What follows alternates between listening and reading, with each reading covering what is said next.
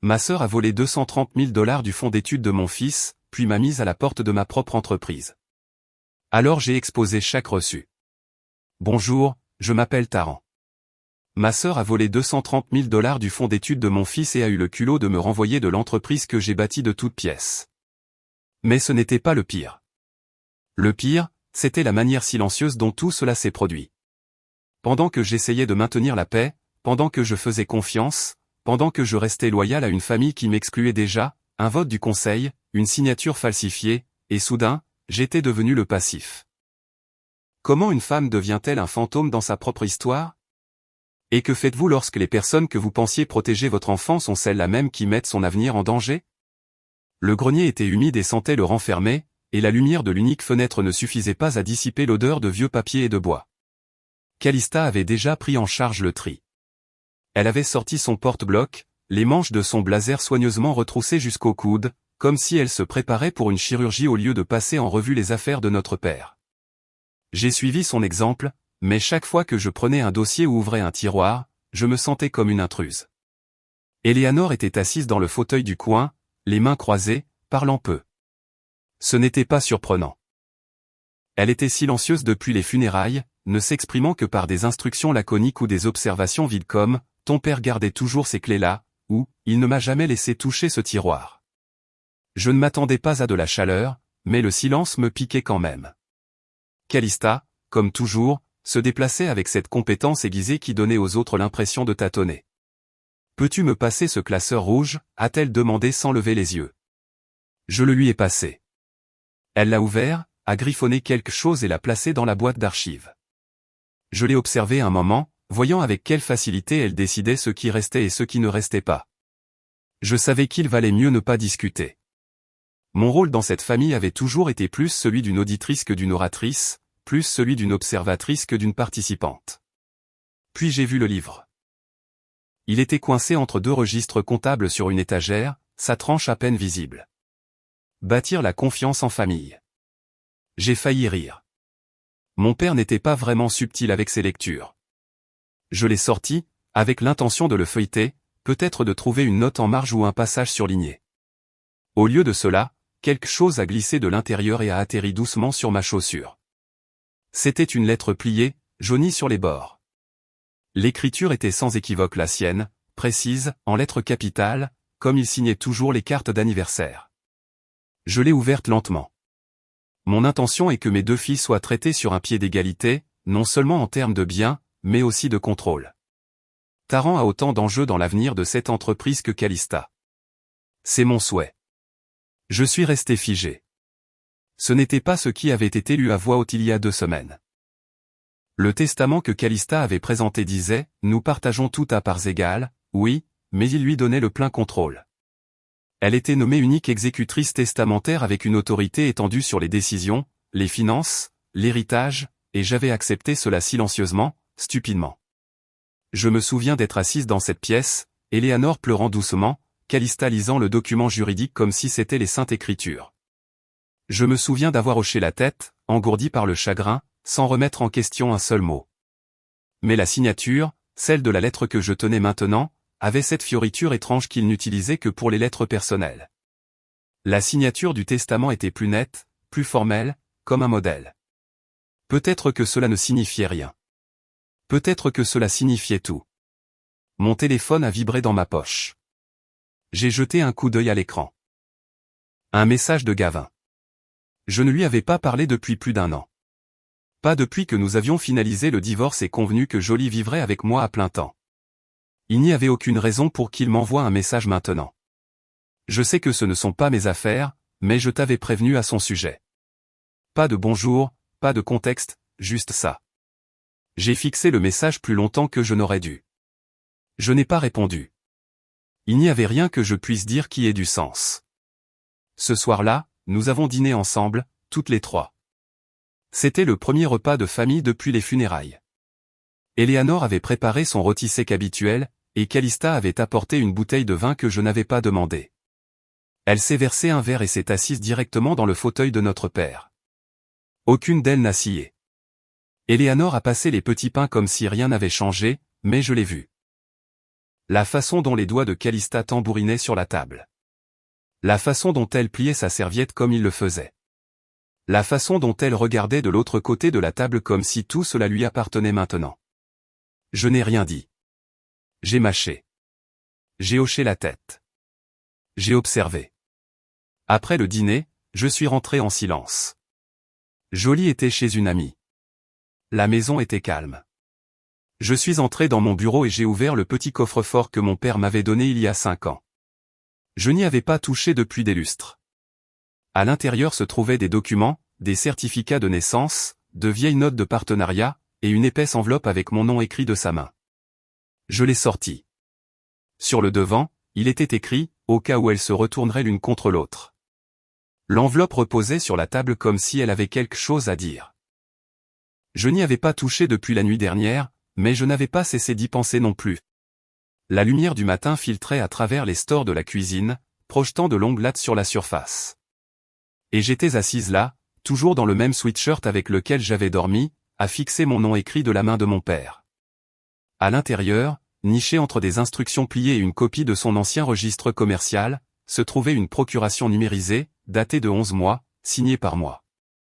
Je me souviens du jour où je l'ai signée. À l'époque, j'étais sur les rotules. Jolie avait une angine streptococcique. Le système de paie de l'entreprise avait encore planté et je n'avais pas mangé depuis près de 18 heures. Je me souviens que le bureau empestait le café brûlé et la panique. J'étais penché sur mon bureau, essayant de jongler entre une conférence téléphonique et une infirmière pédiatrique qui n'arrêtait pas de m'appeler au sujet de mise à jour d'assurance. Calista était intervenue, l'air calme et légèrement agacé. C'est juste une formalité, avait-elle dit en posant le papier devant moi. Au cas où tu serais un jour trop débordé pour répondre, ça me permet d'aider. Ça nous protège toutes les deux. J'étais fatigué, distraite, et honnêtement, je l'ai cru. Je ne l'ai pas lu. J'ai juste signé. Maintenant, je comprenais ce que cette signature avait réellement fait. Le document lui donnait accès à tous les comptes liés à l'entreprise, y compris notre fonds d'études commun pour Jolie. J'ai rapproché mon ordinateur portable et j'ai ouvert le portail bancaire. Mon souffle s'est coupé en faisant défiler. Il y a 4 mois, les retraits avaient commencé. D'abord modeste, codé comme « réaffectation d'actifs de l'entreprise ». J'ai cligné des yeux devant l'écran, puis j'ai vérifié à nouveau l'historique des fonds. Chaque dollar avait disparu. Pas d'alerte, pas d'avertissement, juste un siphonnage constant déguisé en terminologie professionnelle. J'aurais dû le voir, mais je n'avais pas voulu. Plus tard dans l'après-midi, je suis passé chez ma mère pour déposer quelques vieux documents. Eleanor regardait la télévision, une émission de cuisine qui ne semblait pas vraiment l'intéresser. Il y a un album photo sur la table, a-t-elle dit sans me regarder. Emporte-le à la maison, veux-tu? Je ne veux pas que des choses encombrent le salon. Je l'ai pris, la couverture en cuir usé et familière. Le genre de livre que les familles gardent en vue, mais n'ouvrent jamais vraiment. J'ai attendu d'être de retour à la maison pour le feuilleter. Les photos commençaient en 2010. Calista a des collectes de fonds. Calista à la fête de retraite de notre père. Calista debout à côté d'Eleanor à Thanksgiving. Chaque cliché était bien éclairé et soigné. J'ai continué à tourner les pages. Et je n'étais sur aucune d'entre elles. Pas un anniversaire, pas un barbecue, pas même la photo de groupe du 70e anniversaire de papa où je me souviens d'être debout au bout, juste à côté de la table des desserts. Je me souviens avoir ri, tenant Jolie sur ma hanche. Mais ici, ce côté de la photo avait été proprement recadré. C'était comme si je n'avais jamais existé. L'effacement n'avait pas été soudain. Il s'était produit lentement, subtilement, et je l'avais laissé faire. Ce soir-là, nous avons de nouveau dîné ensemble. Eleanor avait préparé un gratin qui avait le goût de sel chaud et pas grand-chose d'autre. Calista est arrivée en retard, a embrassé sa mère sur la joue et s'est de nouveau assise dans le vieux fauteuil de papa. Personne n'a rien dit. Pendant le dîner, Eleanor a dit, « Ta sœur a tant fait pour l'entreprise ces derniers temps. Nous avons de la chance qu'elle ait pris les choses en main. » Je n'ai pas répondu, j'ai juste mâché. Calista a souri. Pas à moi, pas avec gentillesse, mais avec cette satisfaction tranquille de quelqu'un qui n'a pas besoin de parler pour être entendu. Ils ne me voient pas, pensais-je. Ils ne m'ont jamais vraiment vu. Après le dîner, je suis rentré chez moi et je me suis assise à mon bureau, l'écran de la banque toujours ouvert. Mes yeux ont de nouveau parcouru les chiffres. J'ai tapé les identifiants d'accès une fois de plus, espérant peut-être que c'était un bug, mais ce n'était pas le cas. Solde, 112,07 $. J'ai fermé lentement l'ordinateur portable, j'ai croisé les mains et j'ai murmuré à la pièce vide, « C'est toi qui as fait ça, Calista, et je t'ai laissé faire. » La notification a frappé ma boîte de réception à 9h02 un mercredi. Session obligatoire de réalignement du conseil d'administration. Il était indiqué, urgent, provenant d'un assistant que je ne reconnaissais pas. J'ai vérifié le calendrier 2 fois. Pas de message préalable, pas d'avertissement, juste cette ligne formelle et sèche comme si j'étais une étrangère à qui on disait où être. L'invitation mentionnait Calista comme présidente exécutive par intérim. Je me suis adossé, les relus encore et encore. Je n'avais pas été consulté, pas même un coup de fil. Ma poitrine s'est serrée, non pas de choc, mais de la reconnaissance d'un schéma trop familier pour être nié. 2 jours plus tard, je suis entré dans le bâtiment que j'ouvrais autrefois chaque matin avec des clés toujours sur mon trousseau. Le hall brillait de laiton poli et de plantes artificielles. Mon nom était toujours gravé sur la plaque près de la réception, mais il semblait déjà être une relique. La réceptionniste m'a adressé un sourire qui n'atteignait pas ses yeux et m'a tendu un ordre du jour imprimé. « Vous en aurez besoin », a-t-elle dit. Le trajet en ascenseur jusqu'au dernier étage m'a semblé plus long que d'habitude, même s'il n'avait pas changé. La salle du conseil était déjà à moitié pleine. Des fauteuils en cuir, du café traiteur, un air sentant légèrement les agrumes et l'attention. Calista se tenait près de l'écran du projecteur, discutant avec l'un des investisseurs comme si elle était née pour ce rôle. Elle ne m'a pas regardé. J'ai balayé la pièce du regard. Ma place habituelle, celle que j'avais occupée pendant près d'une décennie, n'était plus en bout de table. La disposition avait été modifiée subtilement, mais délibérément. Ce siège avait maintenant une plaque nominative. Calista. J'ai hésité une seconde de trop avant de me glisser dans un fauteuil sur le côté. J'ai conçu ce plan d'étage, pensais-je. J'ai choisi ce fauteuil. Personne n'a rien dit, mais l'air a légèrement changé quand je me suis assise. J'ai ouvert l'ordre du jour et je me suis figé. Sous la section intitulée « Principaux actionnaires », il y avait un nouveau nom, Jolie Drayton, ma fille. Avant que je puisse parler, l'un des jeunes membres du conseil s'est penché vers moi avec un demi-sourire, chuchotant, nous avons supposé qu'elle prendrait la relève à un moment donné. L'héritage, ça compte. J'ai dégluti difficilement, hoché la tête poliment et gardé les mains croisées sur mes genoux. Je ne pouvais pas me permettre de craquer ici, pas devant eux. Calista s'est éclairci la gorge et a cliqué sur une télécommande. L'écran derrière elle s'est allumé. Pour assurer une vision durable, a-t-elle commencé, nous proposons une transition dans la direction exécutive. Aucune mention de gratitude, aucun clin d'œil à l'histoire, aucune reconnaissance du fait que j'avais porté cette entreprise à travers 2 récessions économiques, une pandémie et plus de nuits blanches que je ne pouvais en compter. Juste une phrase clinique, lue avec précision. Le vote a duré moins de 5 minutes. Ils avaient répété cela. Les sourires étaient polis, les têtes hochaient, les regards se fuyaient. Tout le monde sauf moi a dit oui, et je n'ai rien dit, non pas parce que j'étais d'accord, mais parce que c'était déjà fait. J'ai gardé une expression impassible, mais ma main droite agrippait la coudoir. Mes ongles s'enfonçaient dans le cuir. Mon esprit s'emballait, non pas de confusion, mais de la clarté engourdie d'une trahison qui avait mis du temps à arriver. Ensuite, personne n'a croisé mon regard en sortant.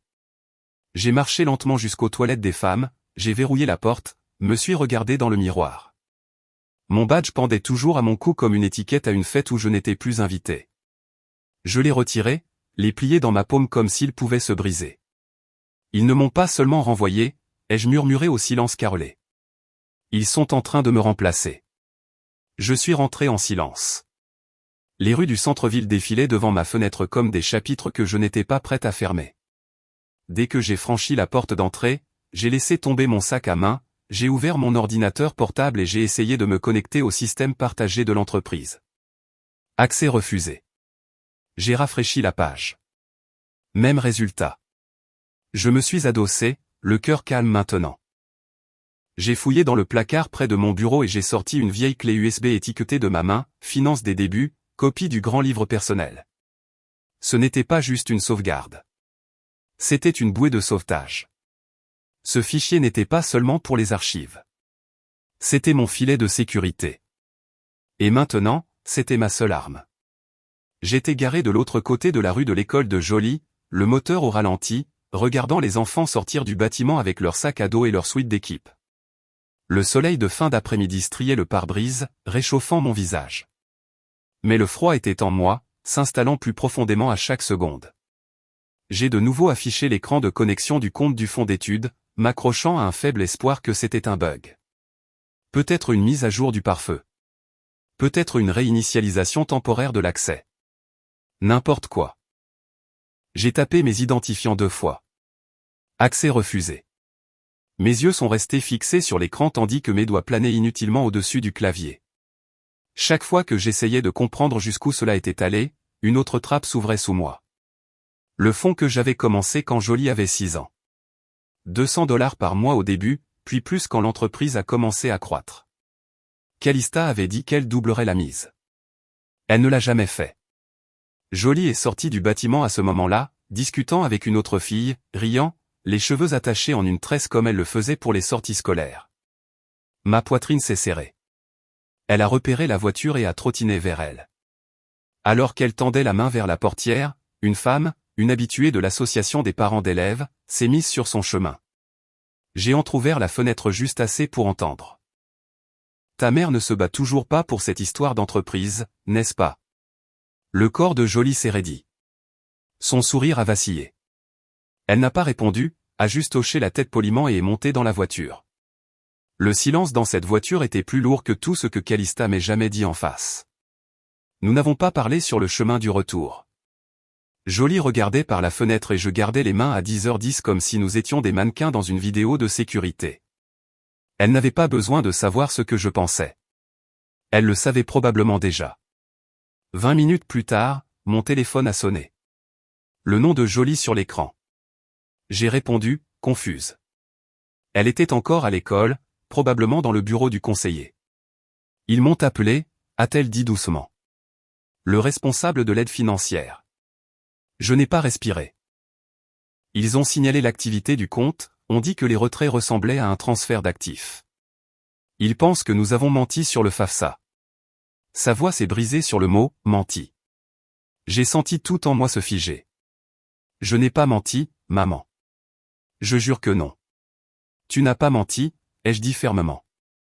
Tu n'as rien fait de mal. Elle a reniflé doucement, puis a raccroché. Je suis resté dans mon bureau à la maison ce soir-là. Je n'ai pas mangé. Je n'ai pas allumé les lumières.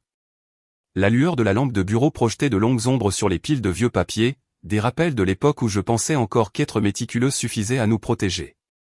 J'ai attrapé le dossier intitulé « Archives PDG, personnel ».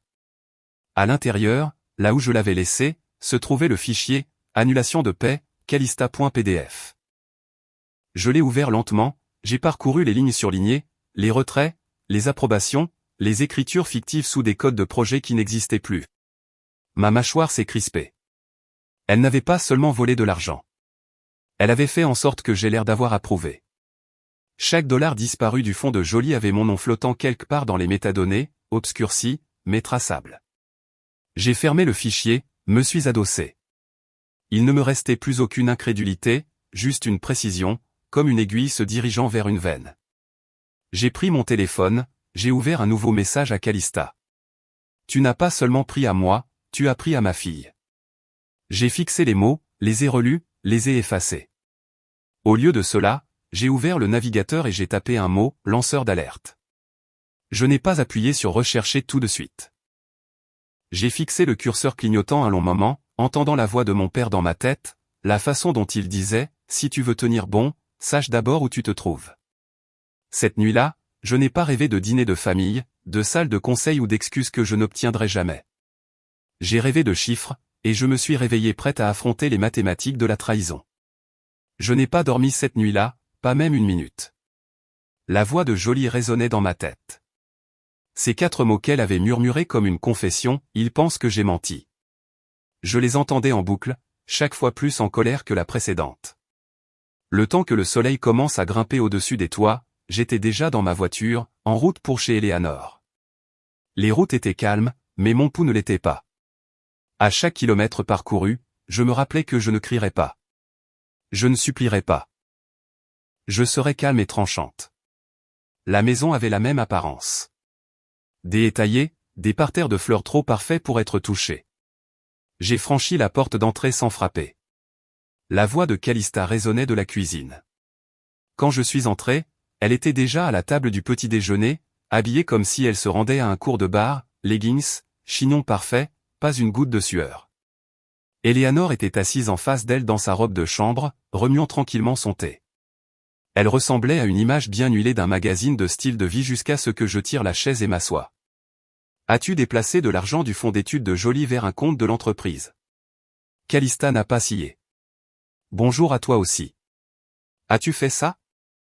Elle a pris une autre gorgée de son smoothie. Cet argent n'a jamais été seulement à toi, Taran. Il faisait partie du pot commun familial. Pot commun familial?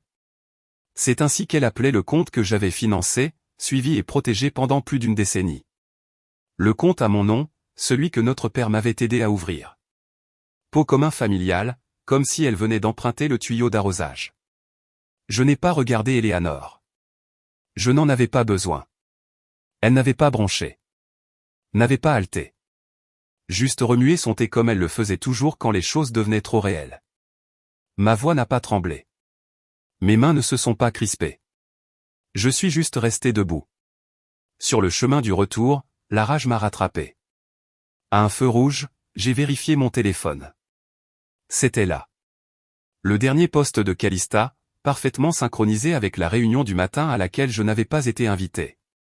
Une photo souriante d'elle en blazer, debout à côté du portrait de notre père dans le hall du bureau. La légende disait, parfois, nous sommes forcés de diriger lorsque d'autres se retirent. Reconnaissante de la chance de stabiliser ce que mon père a construit. Stabiliser. Elle avait détourné mon histoire pour la transformer en une épopée héroïque. Je n'ai pas pleuré. Je n'ai même pas scié. J'ai pris une capture d'écran et je l'ai sauvegardée. De retour à la maison, j'ai fait du café, me suis assise à la table de la cuisine et j'ai de nouveau fixé l'écran. La barre de notification se remplissait de « j'aime » et d'émojis en forme de cœur de personnes qui ne savaient rien de la réalité. Puis mon téléphone a sonné. Je n'ai pas reconnu le numéro au début, mais quand j'ai décroché, j'ai entendu la voix et j'ai su. Taran, c'est Marcy Weller. Je ne suis pas vraiment censé t'appeler. Elle était l'un des membres les plus discrets du conseil. Présente depuis la 4e année. Toujours assise près du coin. Ne parlait jamais sauf si on lui demandait directement. Que se passe-t-il, ai-je demandé. Elle a hésité. Tu n'as pas entendu ça de moi. Mais Calista pousse pour réécrire la charte depuis janvier.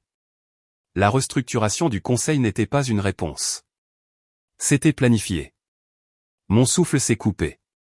Elle a retravaillé les statuts, les droits de vote des comités, les chaînes de décision exécutive. Elle a pratiquement consolidé le pouvoir de 3 rôles en un seul. Je suis resté assise en silence. Taran, elle a planifié ça. J'ai hoché lentement la tête. Merci de me le dire. Personne d'autre ne le fera, a-t-elle dit doucement. Ils ont tous peur. J'ai raccroché et j'ai posé le téléphone. Je n'ai pas parlé, je n'ai pas bougé. J'ai juste sorti un bloc-notes jaune et j'ai tracé une ligne en plein milieu. À gauche, j'ai écrit « ce qu'elle a pris ». Et j'ai tout listé, les fonds d'études, mon titre, la perception publique, les relations, l'autorité. Puis à droite, ce qu'elle craint que je sache.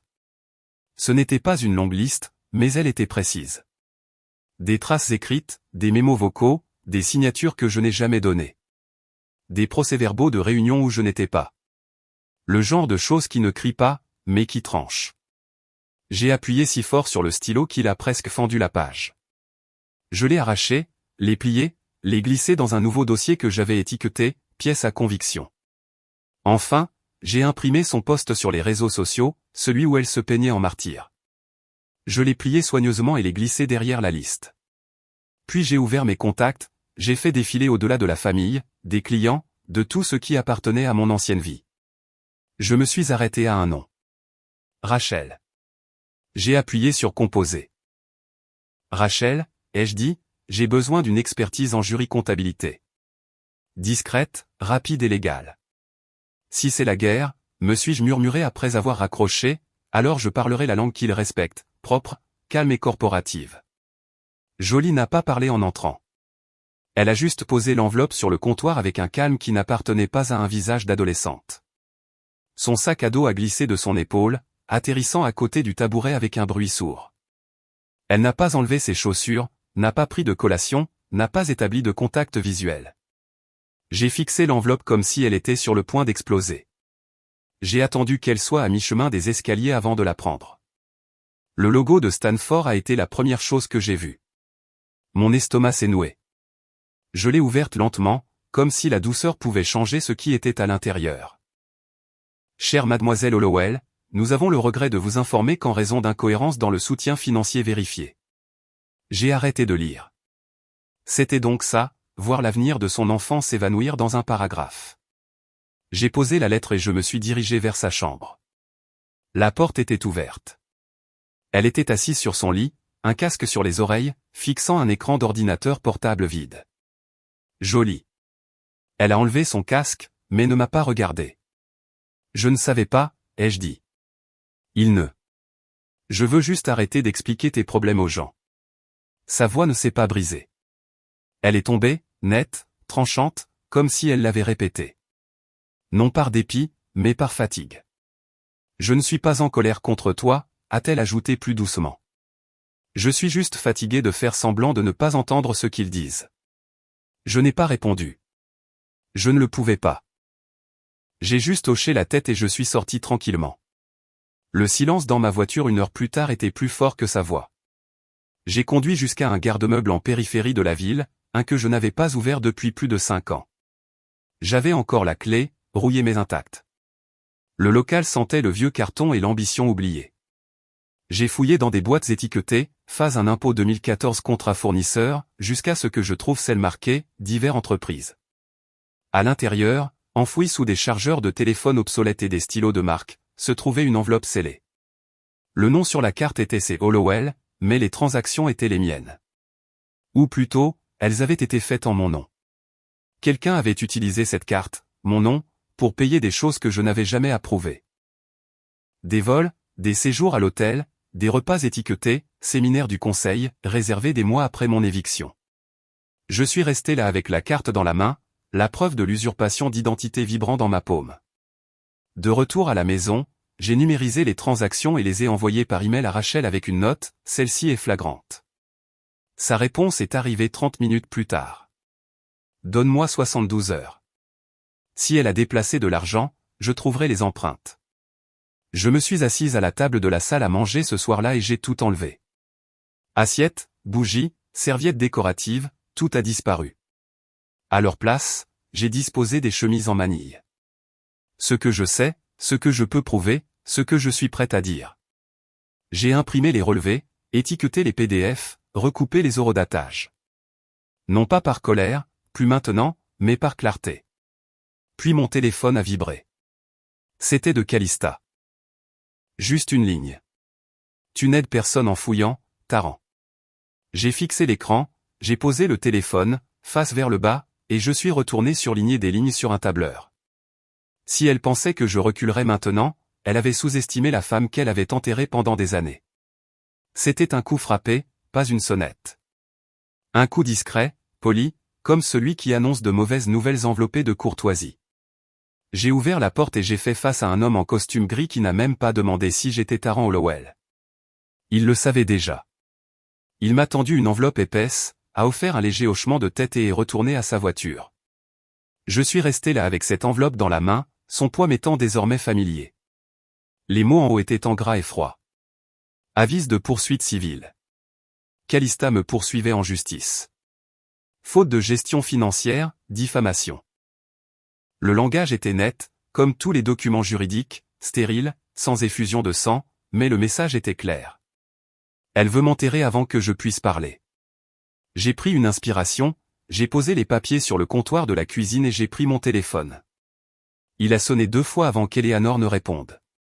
Taran, j'ai besoin que tu témoignes, ai-je dit. Ma voix n'était pas suppliante, juste stable. Tu n'as pas à prendre parti. Parle simplement de ce que tu sais, de ce que tu as vu, des faits. Il y a eu une pause assez longue pour que je pense que la ligne avait été coupée. Je ne peux pas être au milieu de ça, a-t-elle dit finalement. Je ne peux tout simplement pas, tu as été au milieu toute ta vie, ai-je répondu. Tu as juste choisi de ne pas agir comme si tu l'étais.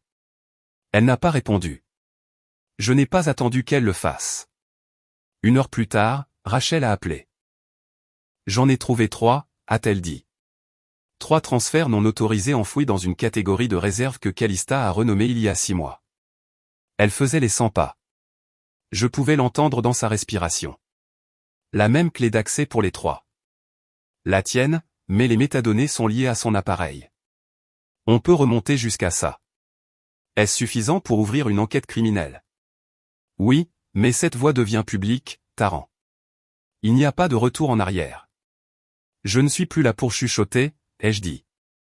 Nous nous battons proprement, mais nous nous battons assez fort pour qu'elle l'entende. Cet après-midi-là, j'ai rencontré l'équipe juridique que Rachel m'avait recommandée. 3 femmes dans un modeste bureau du centre-ville qui parlaient par phrases courtes et gardaient les reçus dans des pochettes en plastique. Si elle vous poursuit, vous devez la contre-attaquer. Maintenant, a dit l'une d'elles. Que se passe-t-il si je ne le fais pas, ai-je demandé.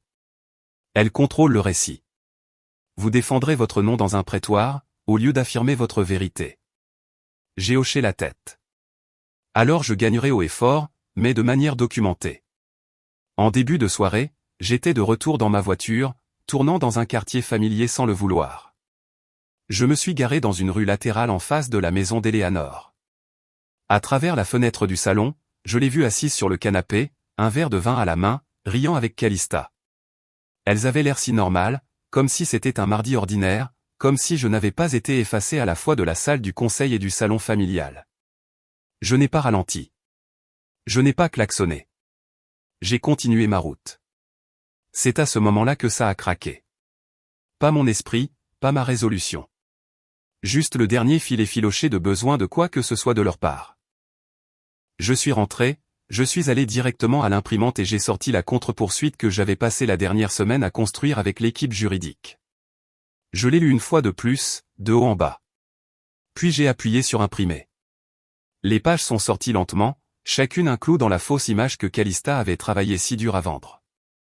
À la fin, j'ai ajouté une dernière pièce à conviction, une capture d'écran de son plus récent post sur les réseaux sociaux. Le leadership n'est pas toujours populaire, mais il est nécessaire. Pas de signature, pas d'excuses, juste une contenance fabriquée. J'ai glissé les documents dans une chemise en manille étiquetée « Soumission finale ». Puis j'ai appuyé sur « Envoyer » sur la copie numérisée. Elle m'a traîné au tribunal. Je l'ai traînée à la lumière. L'enveloppe est arrivée avant l'aube. Pas d'adresse de retour, pas de nom, juste glissé sous ma porte d'entrée comme un murmure. J'ai failli ne pas la voir, je suis passé par-dessus en allant préparer le café. Mais quelque chose dans le poids du papier m'a fait m'arrêter. À l'intérieur se trouvait une clé USB et une note écrite sur du papier de cahier ligné. Elle a dit trop de choses à trop de gens. Celle-ci n'était pas assez intelligente pour l'effacer. Pas de signature. Mais j'ai reconnu l'écriture. Kyle Mason, mon ancien directeur des opérations. Il avait toujours été silencieux, observateur, un homme qui notait tout mais gardait la tête basse. Je n'avais pas eu de ses nouvelles depuis son départ il y a 2 ans, mais il savait où les cadavres étaient enterrés. J'ai branché la clé USB sur mon ordinateur portable. C'était un enregistrement Zoom horodaté d'il y a 3 mois. J'ai appuyé sur lecture. Le visage de Calista a rempli l'écran. Elle était en pleine conversation, souriant juste assez pour me donner la nausée. Déplacez-le sous les réserves, a-t-elle dit en agitant la main. Nous l'expliquerons comme une réaffectation si jamais elle se réveille. Elle est émotive, pas stratégique. Sa voix a résonné dans ma cuisine comme un marteau frappant du verre. J'ai appuyé sur pause. Le silence qui a suivi n'était pas un soulagement. C'était une mise à feu. En milieu de matinée, j'étais au centre juridique à but non lucratif où mon équipe de lanceurs d'alerte était basée. Nous étions assis dans une salle de conférence avec un tableau blanc couvert de chronologie et de noms, des photos de preuves épinglées à côté de notes de bas de page. Je ne vais pas laisser tomber ça dans un prétoire pour l'instant, leur ai-je dit. Nous le diffusons publiquement. Contrôlé, sans montage. Laissons-les l'entendre le dire. Plateforme, a demandé l'un des avocats. Local, direct, rien de tape à accent grave l'œil. Il faut juste que ça existe. Nous nous sommes associés à un média d'information communautaire, assez petit pour passer sous le radar de Calista, assez grand pour devenir viral. À midi, la vidéo était prête et programmée. Je me suis garé dans un parking tranquille près d'un parc de la ville et j'ai attendu. À 12h01, elle a été mise en ligne. J'ai regardé sur mon téléphone le nombre de vues dépasser le millier en moins de 10 minutes. La section des commentaires s'est enflammée. Des captures d'écran ont commencé à circuler. Des gens qui avaient souri à Calista lors de brunch et de cérémonies d'inauguration demandaient maintenant, a-t-elle vraiment dit ça? À 12h19, le moment est arrivé. Le clip s'est figé sur son visage en pleine phrase. Elle est émotive, pas stratégique. C'était la phrase clé. À 12h30, elle avait plus de 20 000 vues. Les partages grimpaient. Quelqu'un l'a republié avec la légende, PDG devenu escroc. J'ai fermé lentement mon ordinateur portable et je me suis adossé au siège. J'ai respiré. Pas de la satisfaction, pas de la vengeance, du soulagement. Pendant ce temps, de l'autre côté de la ville, Calista était à un brunch d'entreprise au River Oaks Club. Ils honoraient les femmes au leadership éthique. L'ironie aurait été risible si elle n'avait pas été si prévisible. Son téléphone a commencé à vibrer pendant le service de la salade. Une fois, puis une autre. Puis un groupe de têtes s'est tourné vers sa table. Un assistant en relations publiques s'est penché et a murmuré quelque chose. Son expression a changé. Je n'avais pas besoin d'être là pour entendre le verre se briser. À 14h04, mon téléphone s'est allumé avec son nom. Un message. Tu es en train de tout détruire. J'espère que tu es fier. Je ne l'ai pas ouvert. Je n'en avais pas besoin. J'ai retourné l'écran sur le siège passager et j'ai laissé le silence répondre à ma place. Ce soir-là, je suis retourné au bureau de l'organisation à but non lucratif, mon portfolio sous le bras. J'ai passé devant un tableau blanc dans le couloir. Il était écrit « Panel d'impact des lanceurs d'alerte, conférencière invitée ». Quelqu'un venait d'écrire mon nom en dessous. Taran Hollowell. J'ai souri pour la première fois depuis des semaines. Non pas parce que c'était fini. Parce que j'avais enfin commencé. Le clip tournait en boucle.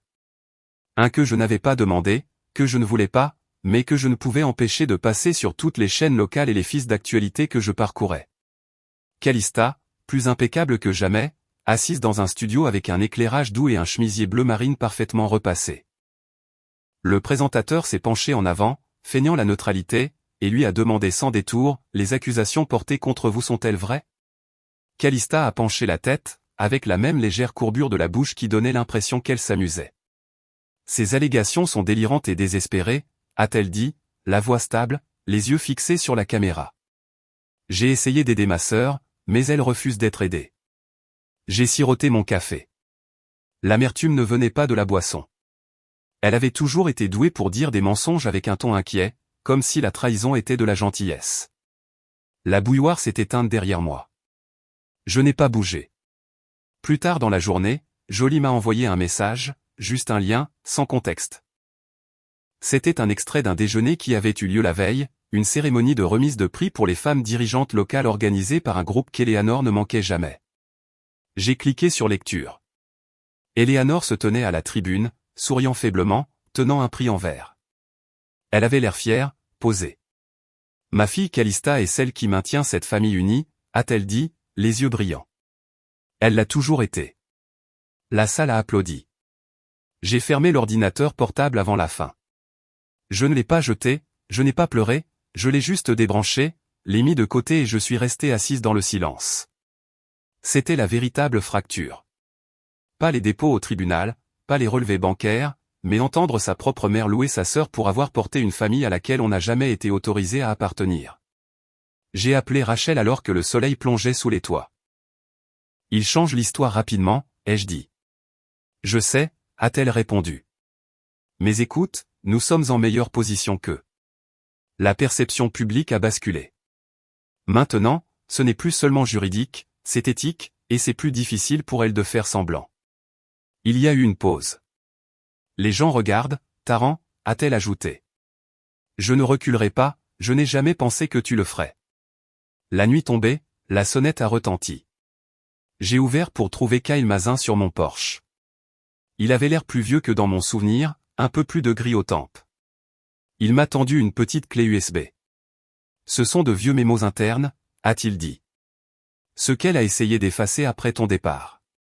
J'ai gardé des sauvegardes. Pourquoi maintenant, ai-je demandé. Je suis resté silencieux trop longtemps, a-t-il dit, les yeux rencontrant les miens. Tu m'as donné une raison de ne pas le faire. Je ne l'ai pas remercié à voix haute, j'ai juste hoché la tête. Le genre de hochement de tête qui en dit plus que n'importe quel discours. Après son départ, je suis monté à l'étage.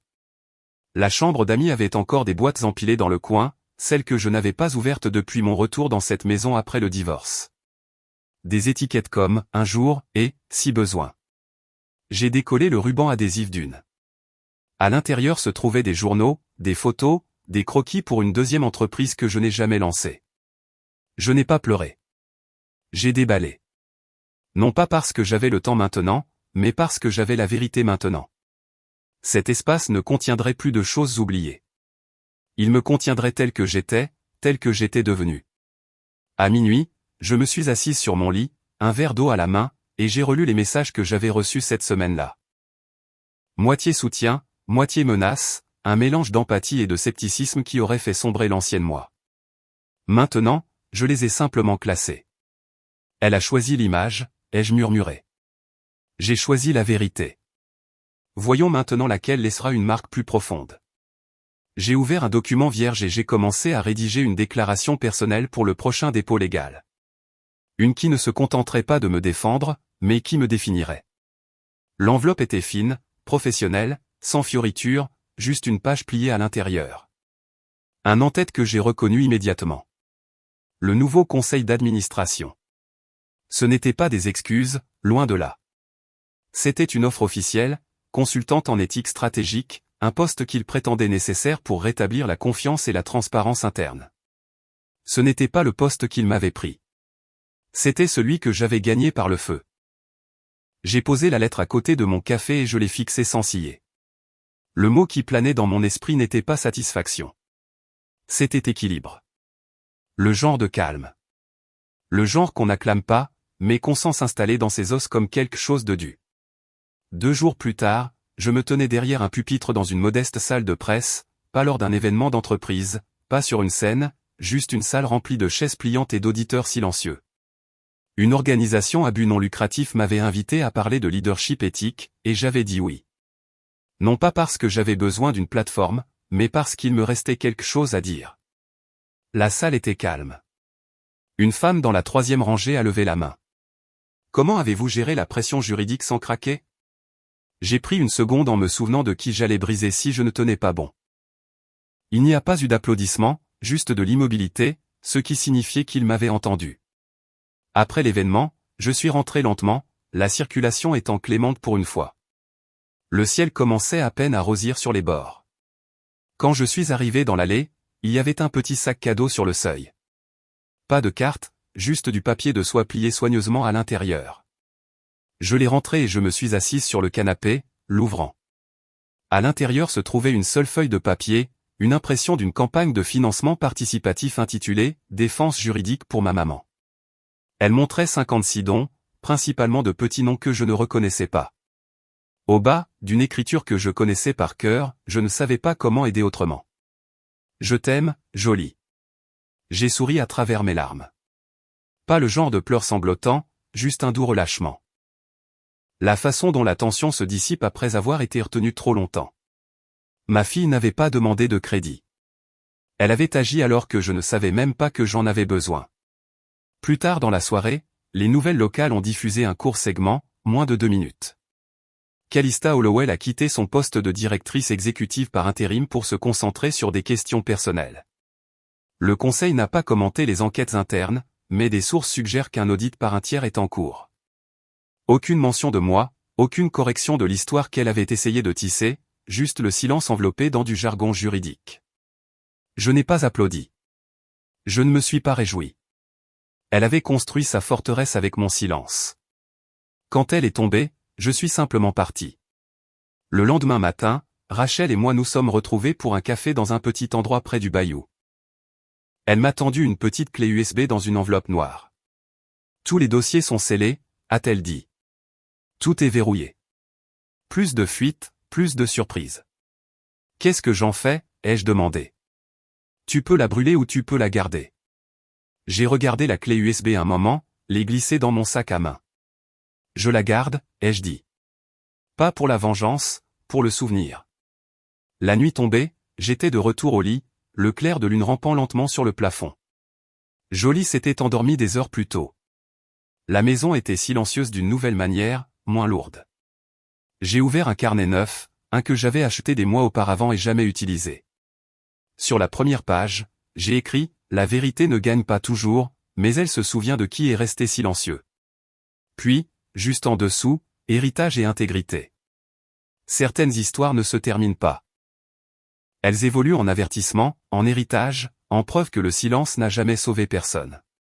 C'est en nettoyant le désordre numérique que je l'ai trouvé. Un vieux message vocal enfoui sous des alertes et des renouvellements automatiques, marqué « Sauvegarder ». Pas d'horodatage, pas de sujet. J'ai appuyé dessus par curiosité, m'attendant à de la friture ou à l'un de ces appels de poche que mon père laissait avant que ses appareils auditifs ne rattrapent le siècle. Au lieu de cela, sa voix a rempli le silence. Je ne sais pas si tu entendras jamais ça, mais souviens-toi, le sang ne signifie pas toujours la confiance. C'était tout. 20 mots enregistrés la semaine avant son AVC. Il ne l'avait pas dit comme un avertissement, plutôt comme une vérité qu'il avait attendue trop longtemps pour nommer. Je n'ai pas sangloté. Ma gorge s'est nouée. Bien sûr, ma poitrine me faisait mal, mais il n'y a pas eu de théâtralité. Juste le genre de larmes que l'on apprend à ravaler par habitude. Le lendemain matin, j'ai pris une petite boîte dans le placard du couloir, en acajou avec des charnières en laiton. Elle contenait la montre de poche que mon père portait tous les jours de sa vie. Au dos se trouvait une minuscule gravure, RH, le temps compte. J'ai traversé la ville avec la boîte sur le siège passager. Je ne me suis pas pressé. Je n'ai pas répété. Le Porsche d'Eleanor était exactement le même. Des hortensias trop parfaits pour être vrais. Des carillons qui n'avaient pas bougé depuis des semaines. Je suis resté là un moment, puis j'ai sonné. Elle a répondu en robe de chambre, les cheveux épinglés, son expression passant de la surprise à la neutralité en quelques secondes. Je ne vais pas entrer, ai-je dit. Je lui ai tendu la boîte. Il aurait voulu que tu l'aies. Elle ne l'a pas ouverte, n'a pas demandé pourquoi, a juste hoché la tête. Je me suis retourné et je suis retourné à la voiture. Il n'y a pas eu de mots finaux, pas de révélation. Je n'étais pas en colère, juste lassé de demander quelque chose qu'elle n'avait jamais appris à donner. En m'éloignant, je suis passé devant la cour bordée d'arbres où je jouais autrefois. Un souvenir non invité m'est tombé dessus. Moi, à 12 ans, tenant un certificat de l'école. J'avais obtenu la 2e place au concours de sciences. Je portais une robe rouge, celle que ma tante avait cousue. Calista avait gagné quelque chose de plus grand ce jour-là. Championne de débat ou élève du mois. Je ne me souviens plus maintenant. Ce dont je me souviens, c'est d'être debout sur le porche, tenant ce papier pendant que tout le monde applaudissait pour elle à l'intérieur. Personne n'était sorti. Certains schémas ne naissent pas à l'âge adulte. Ils sont hérités. De retour à la maison, je ne me suis pas assise. J'ai commencé à réorganiser mon bureau, j'ai vidé l'ancien tableau d'affichage, j'ai empilé les dossiers juridiques, j'ai mis les contrats en boîte. Puis j'ai sorti le premier brouillon imprimé de mon manuscrit. Conte silencieux, le grand livre d'une femme sur la perte et le pouvoir. Pas un livre de révélation, pas une arme, un miroir. C'était calme dans la maison quand Jolie est entrée, laissant tomber son sac à dos avec un soupir. Elle avait l'air fatiguée mais fière. Son blazer était froissé par la pratique du débat, ses chaussures boueuses. « Tu sais quel sujet ils nous ont donné ?» a-t-elle demandé en retirant ses boucles d'oreilles. « Quoi ? Le pouvoir ne se prend pas. Il se cède. » J'ai haussé un sourcil. « Tu as dit ça devant un jury de juges. »« Pas encore » a-t-elle souri. « Mais je le ferai. » Nous n'avons rien dit d'autre. Pas besoin. Cette phrase est restée entre nous comme une vérité que nous avions toutes les deux méritée. Plus tard dans la nuit, j'ai ouvert un nouveau dossier. Je l'ai étiqueté « Héritage ». À l'intérieur, j'ai glissé une clé USB avec un seul fichier, le message vocal de mon père. Sur l'onglet, j'ai écrit un mot, non dit. Puis, je me suis tourné vers mon ordinateur portable, j'ai ouvert un document vierge et j'ai tapé le titre du dernier chapitre de mon livre. Le texto est arrivé juste après le lever du soleil. Je coupais une pomme dans la cuisine, le couteau se déplaçant en coulant et régulier lorsque mon téléphone a vibré une fois sur le comptoir. D'Eleanor. Tu as gagné. J'espère que tu sais ce que ça nous a coûté à tous. Je l'ai fixé un moment, le pouce planant au-dessus de l'écran. Pas de réaction, pas de flambée de chaleur, juste une lente et profonde inspiration alors que je le balayais vers la gauche et appuyais sur supprimer. Pas d'archivage, pas de relecture, juste disparu. C'était la différence. Avant, j'aurais élaboré une réponse, essayé de traduire mon chagrin en diplomatie. Maintenant, je comprenais que certains mots n'avaient pas besoin de réponse. Certaines personnes non plus. 3 jours plus tard, je me tenais dans l'arrière-salle de Willow Leaf Books, une petite librairie indépendante nichée derrière un fleuriste. Ce n'était pas bondé. Pas de mur de médias. Juste environ 2 douzaines de chaises pliantes, une pile de mes livres sur une table en carton et une affiche sur un chevalet qui disait « Conte silencieux, le grand livre d'une femme sur la perte et le pouvoir ». J'ai lu un extrait, j'ai répondu aux questions et j'ai dédicacé des noms. Il y avait une femme, la cinquantaine, aux yeux fatigués, qui a attendu que la salle se soit presque vidée. Quand j'ai signé son exemplaire, elle s'est penchée et a murmuré « Vous avez mis des mots sur ce que j'ai vécu ». Je ne savais pas quoi dire. J'ai juste tendu la main et j'ai doucement touché la sienne. Ensuite, j'ai marché les 2 pâtés de maison jusqu'à ma voiture. L'air était vif mais pas mordant. Le genre de fraîcheur qui vous fait vous sentir plus aiguisé d'une manière ou d'une autre. À la maison, j'ai posé les exemplaires du livre sur l'îlot de la cuisine, j'ai nourri le chat et j'ai ouvert grand les rideaux. La lumière qui entrait n'était pas douce. Elle était claire, sans concession. Je me suis assise à la table et j'ai parcouru les mises à jour. Calista avait démissionné du dernier poste au conseil auquel elle s'accrochait. La déclaration officielle parlait de « questions personnelles ». Aucune enquête n'a suivi, du moins pas publiquement. Elle avait disparu des pages économiques. Le silence était plus fort qu'un titre de journal. Jolie avait été acceptée dans une université locale. Elle ne me l'avait pas annoncé avec des feux d'artifice, elle avait juste glissé l'enveloppe sur le comptoir un soir et dit « Je suppose que j'aurai besoin d'un nouveau sac à dos ». Elle était plus légère depuis, toujours aussi féroce, mais plus libre. Rachel avait pris 2 nouveaux clients lanceurs d'alerte. Elle m'a envoyé un email qui disait simplement « Toujours personne comme toi, je n'ai pas répondu ». Elle n'en avait pas besoin. Et Eleanor, il n'y avait rien eu depuis le texto. Pas d'appel, pas de carte, pas d'invitation culpabilisante, juste l'absence. J'avais pensé que ça pourrait faire mal, mais ce n'était pas le cas. C'était comme avoir enfin de l'espace pour penser sans que quelqu'un vous surveille. Un après-midi, je suis passé devant le bâtiment qui abritait autrefois Hollowell & Company. Mon nom avait disparu de la porte. L'enseigne avait changé. Nouvelle police, nouvelle couleur, et pourtant je ne me sentais pas effacé. Ce chapitre ne m'a pas achevé. Il s'est simplement terminé de lui-même. De retour à la maison, je suis entré dans mon bureau. Les murs avaient été repeints. Le tapis était neuf. Et sur un mur, encadré en or brossé, se trouvait la citation finale que je m'étais imprimée. Ton silence les a servis. Ta voix t'a sauvé. Jolie est passée, a jeté un coup d'œil à l'intérieur. Elle a relu la citation pour la 100e fois, m'a fait un petit sourire et a continué son chemin. Rien n'avait besoin d'être dit. Ce soir-là, j'ai fait du thé, je me suis blotti dans mon fauteuil et j'ai sorti un carnet neuf. J'ai tourné les premières pages vides et j'ai commencé à écrire. Je n'ai pas obtenu justice de la manière dont les gens s'y attendent.